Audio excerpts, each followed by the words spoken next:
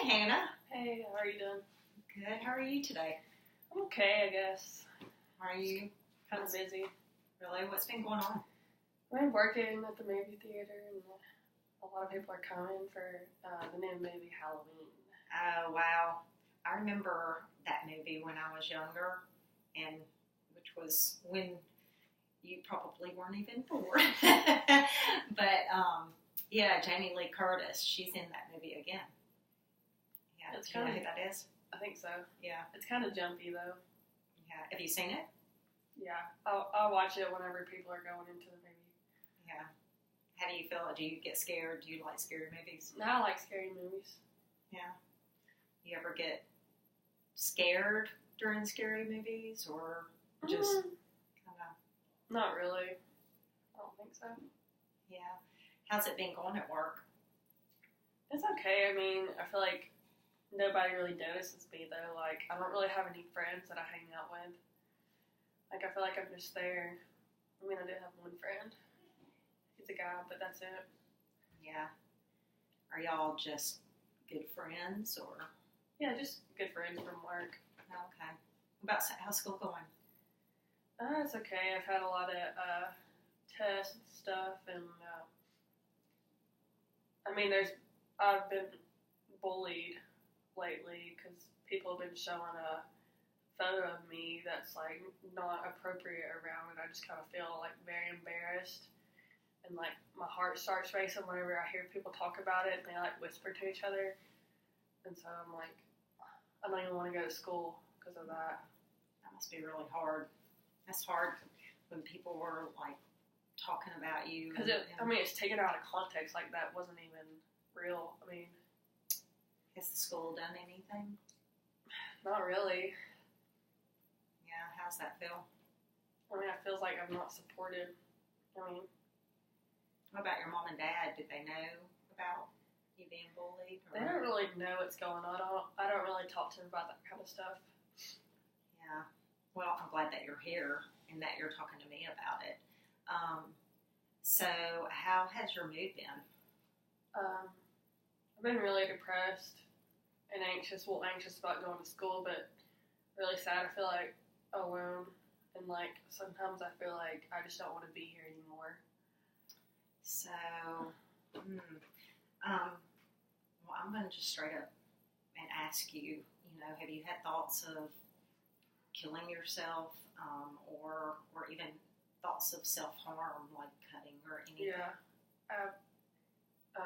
I actually have cut myself on my upper thigh, and it actually made me feel better. But I do feel like I do want to kill myself. But I don't know if I would actually do it because I feel very alone. That's why I feel like if I die, then nobody would even notice or care. That's how I feel at home in school.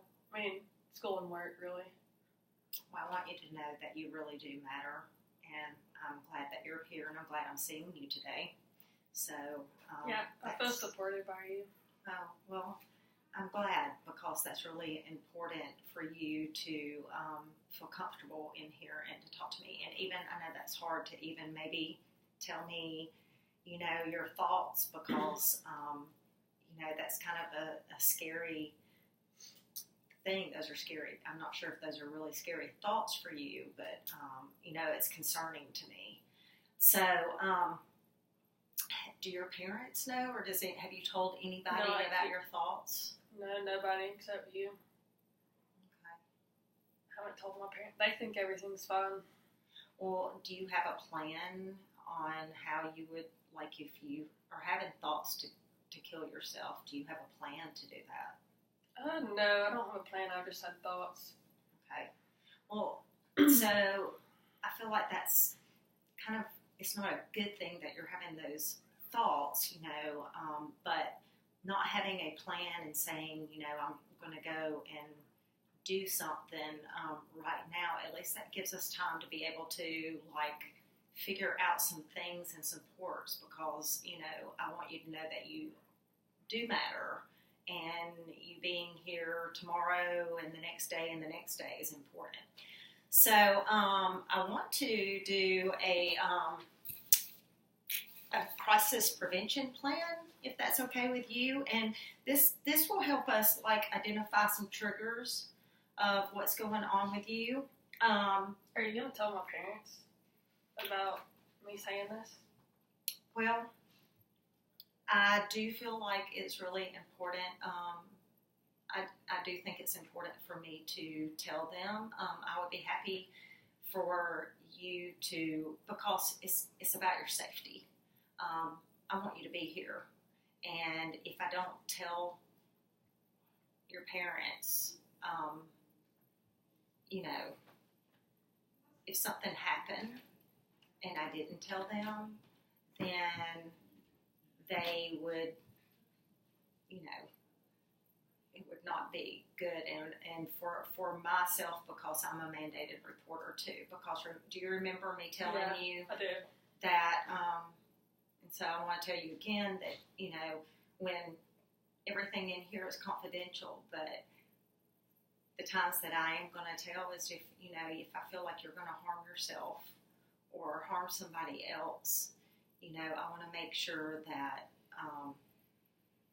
that it's kind of like I'm warning. I want to let your parents know, but I would not. I was going to talk to you about this at the end. Yeah. Too. So I understand. Sorry, I'm sick. I understand. That's okay. How do you feel about that? I'm okay with it. I just don't want other people to know, like the school to know.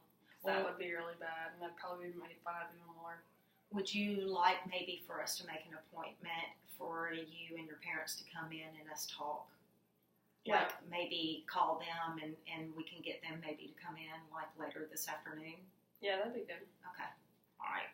We'll do that towards the end, and I'll make sure that we make an appointment, call them and see if we can get them in here.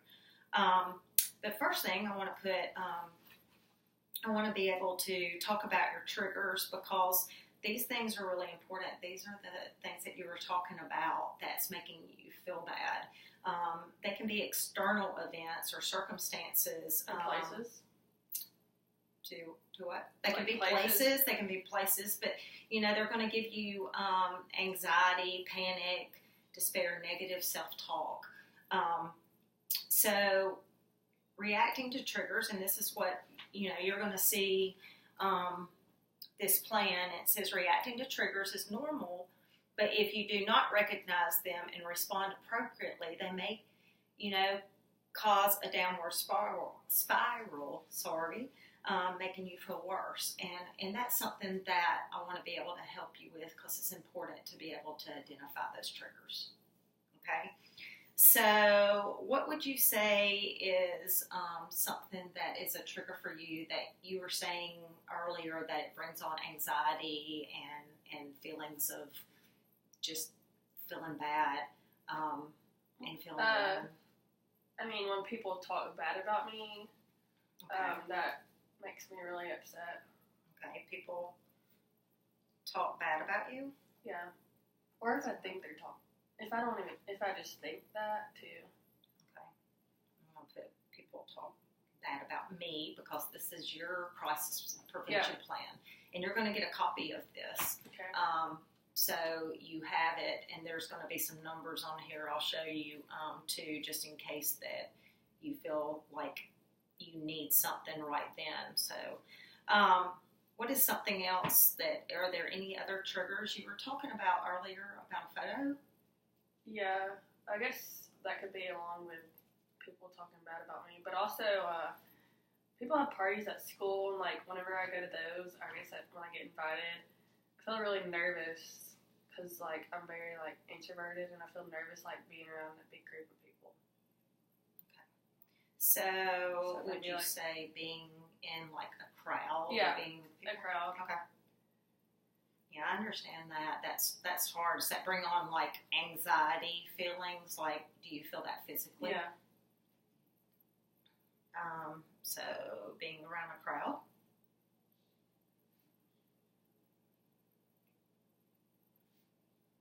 Is this like anywhere, like at the mall, or when? Mostly just if it's like parties? a party, and I have to and I'm supposed to interact with people. Okay. So I find that hard to. I'll just put parties here. So, what about any particular people, specific places? Yeah, there's some people at school that make me feel really upset, but you don't have to put their names, do you? No. Okay. I do not. So I would just say some people at school. Some people. Because you know who they are. This is for you. Also, if I have a lot going on, school, or if I a lot of pressure, then I just feel overwhelmed and I just don't want to do any of it. So, would you say pressure, on my parents to So, act a certain way, be good enough? is it pressure from adults, or is it pressure from teachers? Just your parents, teachers? Probably everybody. Everybody that's adults. Yeah. Or pressure. So I'll just put, would pressure from adults be? Is that how you would Yeah, word that's it? good. Okay. It's like I said, You this could is say adult / parents. because this is, like I said, this is your wording and mine, and I don't want to write down anything that's not what you're feeling or what you're thinking, so I don't want to put words in your mouth. I'm just trying to make sure that I understand what you're saying, so I can't Also, social media, people bully on that and all, So bullying, like social media, yeah. being bullied, okay. They'll, send me anonymous, messages talking bad about me. That's going to be hard. I think that social media is a really tough thing to be on this day and time. At a young age in high school, we didn't really have social media. So when I was in high school, so I don't know what that was like. So I know that that's difficult. Okay, so now we're going to talk about, so we have our triggers that cause anxiety and problems. So now we're going to talk about identifying early warning signs. And early warning signs are those internal, they may or may not arise to that reaction of the stressful situation. But some examples of warning signs are thoughts, images, moods, situations, behaviors that crisis may be developing. So, in spite of your best efforts to take care of yourself, you may begin to experience subtle signs of change that indicate you may need to take further action. So, if you can recognize these, you can address those signs right away, and they may be able to stop some further thoughts of, self-loathing or, wanting to cut yourself or self-harm or suicidal thoughts, or even, going into a panic attack or, increasing the anxiety. If we can address them early on and get them when they've started. Could emotions be warning signs? Yes. Me feeling sad, I want to cry, could that be an early warning sign? Just feeling sad or angry, really upset. Could that be? Yes, because those are feelings, or those are it could be a thought, a mood, and so a mood is being kind of sad. So maybe thought not wanting to be here anymore. Could that be, or would that? Yes, those could be. Sometimes we need to learn before that. That is more the end thought. We want to figure out what you're feeling before you get to the point of wanting to hurt yourself or not be here anymore. So when you get triggered here, somebody's talking about you. So when somebody's talking or you think they're talking about you, What is that first feeling that you feel right then? Like, really sad and, like, not good enough. And Okay, so that's an early warning sign. That's a sign that you need to do something to change this thought or feeling. Because if you stay in that thought or feeling, it's going to get worse. And that's where those thoughts of hurting yourself, or you just want to get rid of the pain. Am I correct? Or yeah. Okay. So what would you say? You were saying that feeling bad about yourself. Yeah, feeling not good enough. Feeling not good enough.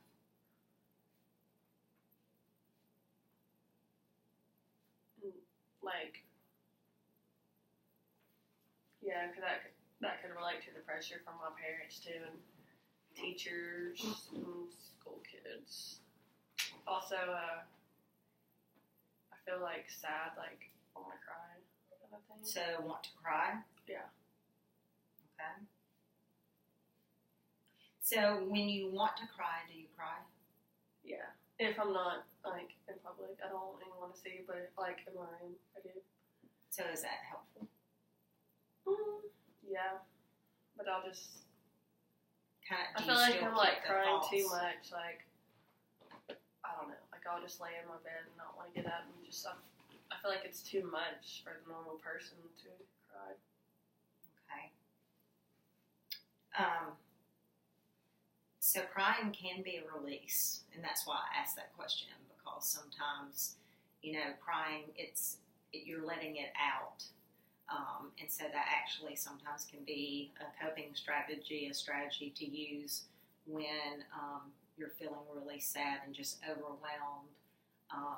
But if it doesn't make you feel better, if you're not like staying there and you're feeling worse, then that's when we have to figure out something to help with that as well. And we'll get into that in just a second.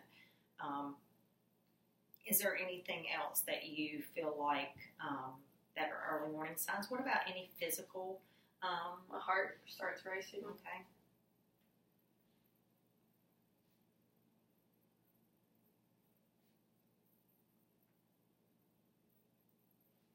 Heart starts racing, and sometimes, like, I'll play with my, like, I'll, like, bat my nails or something, or just, like, play with my hands whenever I'm, like, nervous or anxiety. Yeah, your nails get really short from biting them. Is that one? That's kind of that's an early warning sign. That's actually a coping strategy I think a lot of people use, but it can be good or bad. But that's actually better than if you're going to bite your nails instead of cutting. Yeah. Then which one would you say is better? Biting my nails. Biting your nails. So if we can come up with the one thing, better than the other. Just like if you have thoughts of hurting yourself or killing yourself and you end up cutting, even though that's not the best strategy, that's better than killing yourself. But we've got to find something better to do for you to cope with the things that are going on with you, rather than it's like there's just so much negativity that I just like, I don't know, I need more positive things in my life, like actual friends. Yeah, well, I see that I know you've talked about some of your friends that you hang out with and all, so do you feel like they're not your real friends? Yeah, I feel like they kind of do stuff like, I feel like they're kind of fake, some of them. So, and that's where you were saying that the passing around the picture and things like that. Are those the same friends that are doing that, or are they? Well, like kind of picture thing, like I was like with this guy and we like went to this playground and I was like sliding down the slide, and then my like skirt blew up, and he took a picture, and then he sent it to everybody. Like I wasn't like sending him bad pictures. It was just that, and like then now everyone's like talking about me, saying I'm a slut and all this stuff. I'm so sorry. I know that that's really difficult, very difficult.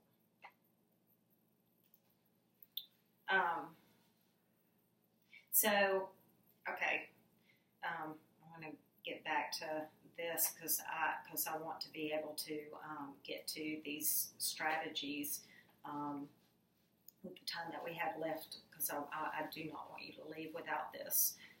It's important. So, your strategies, healthy things I can do to take my mind off of problems without contacting another person. So, relaxation techniques, physical activities. So, is there anything that you can think of? I like drawing and listening to music. Okay, that's awesome. How often do you do that? Do you do the coloring books? Do you like the coloring books with the adult? But adult I do like coloring? drawing too, like, sketches. Oh, okay.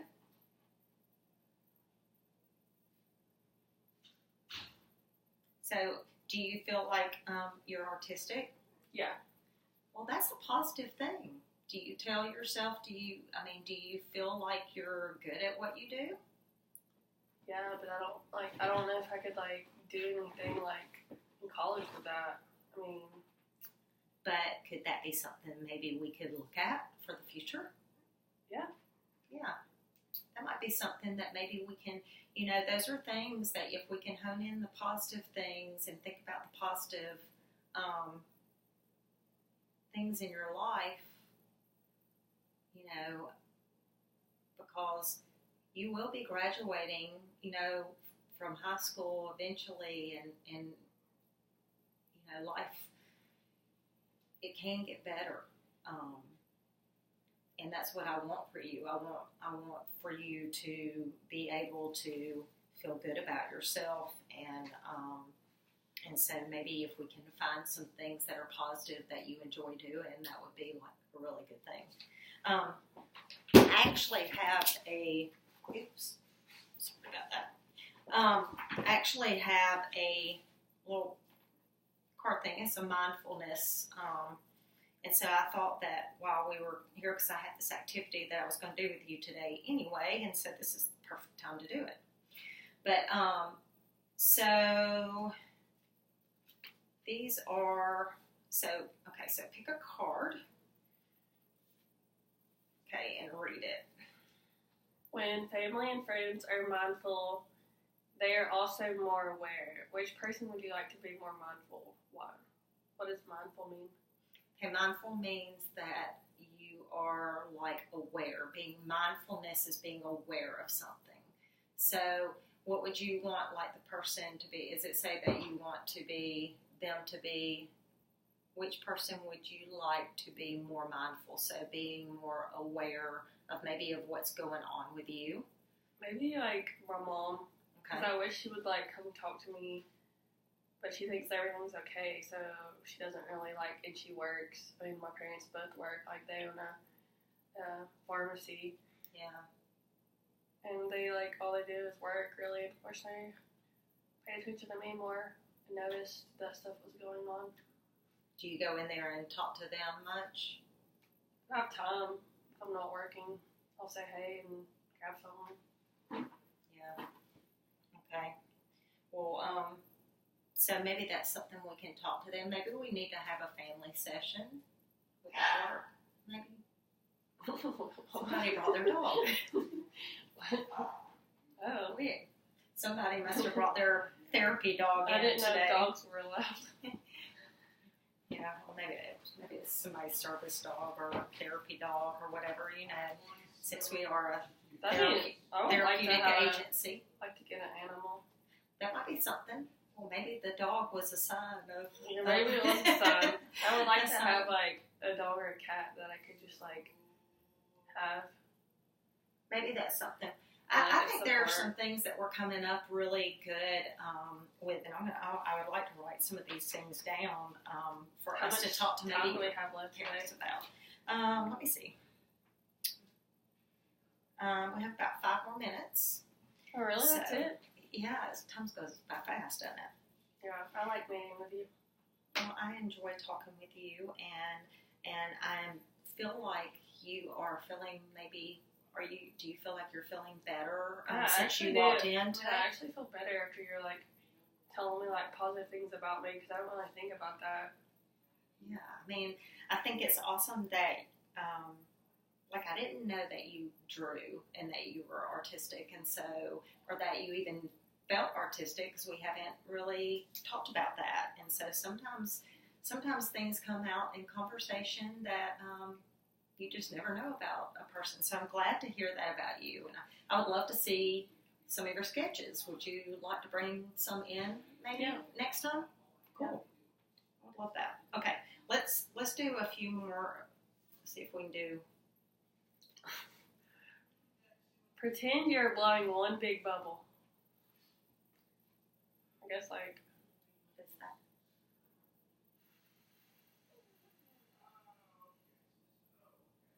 So does that help? And the way that I look at that, what does that do? What did that do Probably for like you? a calming thing. It's a calming and I think thing about because, something else. And when you're blowing one big bubble, what do you have to do? You have to kind of breathe in and breathe out. So it's like basically that's another way of taking a deep breath. Okay. So deep breaths are helpful. That might be a strategy that you can use.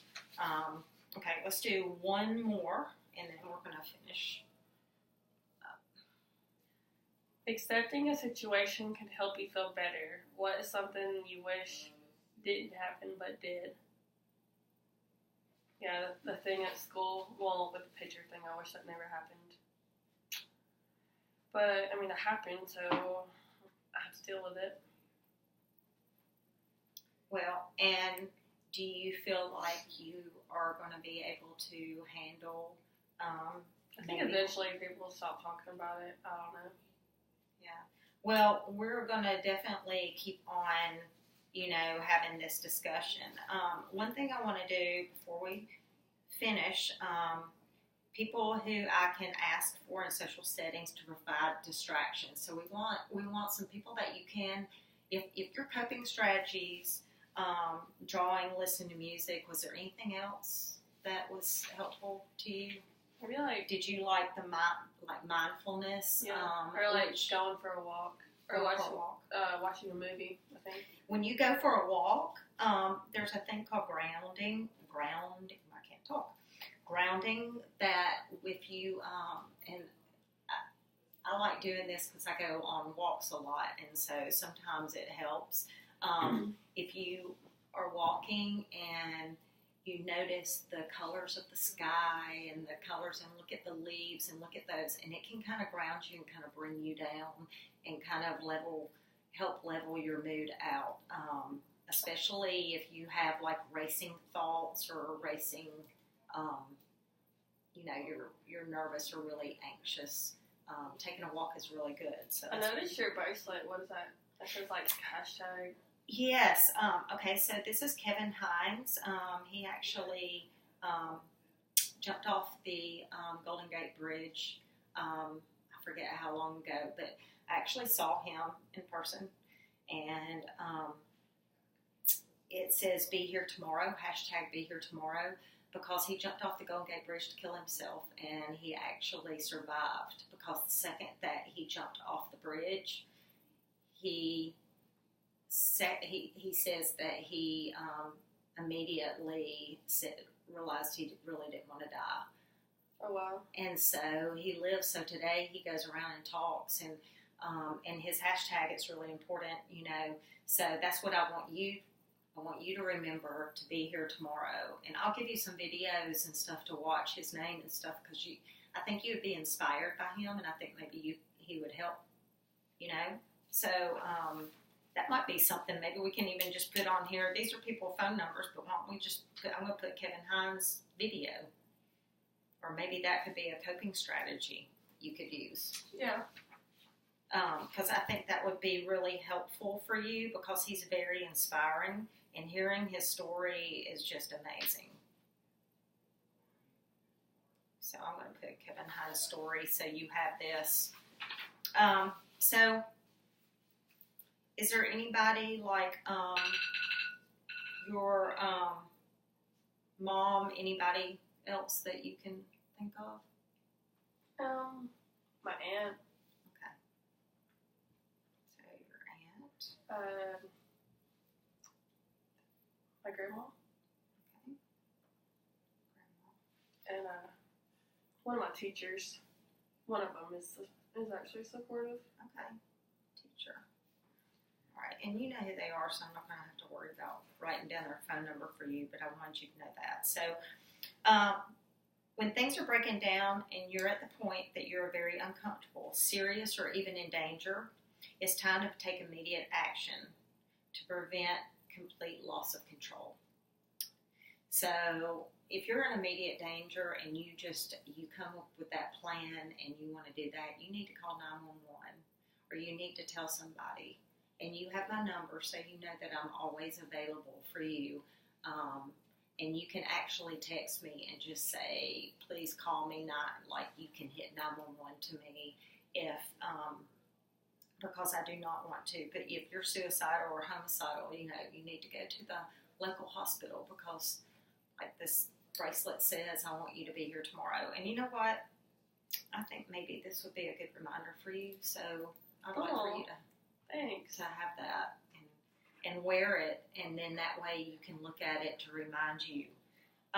What's the one thing that's most important to you and is worth living for? Could God be? Yes, absolutely, God. So this has some suicide prevention line. It's got some numbers on here. You have my number on here to call me. Do I sign down there? Yes. So.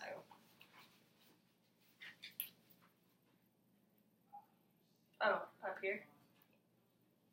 Yes, and I sign the other, and then I'm going to give you.